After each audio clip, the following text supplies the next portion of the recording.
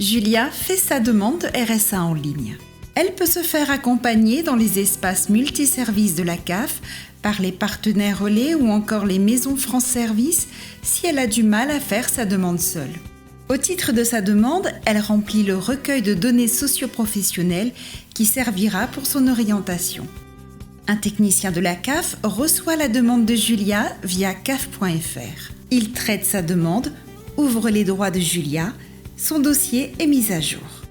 Julia reçoit par email une notification de ses droits, ses devoirs et le montant de son paiement. Ces éléments apparaissent sur son espace Mon compte sur caf.fr. Pour suivre son parcours, elle reçoit ses codes d'accès à Espoir, notre outil extranet pour le suivi du parcours orientation et accompagnement du bénéficiaire de RSA. Sur la base de ses réponses au recueil des données socio-professionnelles, elle reçoit son pass orientation qui lui précise que le référent unique dans sa situation de mère isolée de plus de 25 ans, c'est la CAF. Julia peut prendre un rendez-vous sur caf.fr. Seule avec un enfant à charge, Julia est reçue par un agent de la CAF pour un premier rendez-vous. Un plan d'action est défini entre Julia et l'agent avec des points d'étape pour un accompagnement vers un parcours d'insertion sociale et professionnelle pour l'aider à concrétiser son projet. Elle va signer un contrat d'engagement réciproque qui prévoit un accompagnement avec son référent unique. Julia obtient une place en crèche, elle va pouvoir rapidement se consacrer à sa formation.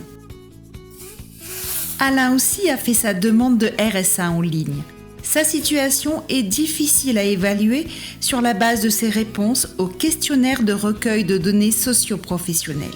Il est donc reçu dans le cadre d'un entretien giratoire. Objectif : déterminer le parcours d'insertion le plus adapté à la situation d'Alain et l'orienter rapidement vers le bon référent unique. Pôle emploi, conseil départemental, CAF ou mission locale. Une fois son parcours défini vers le partenaire adapté, Alain reçoit son pass orientation. Muni de son pass, Alain se présente à son premier rendez-vous avec son référent unique identifié.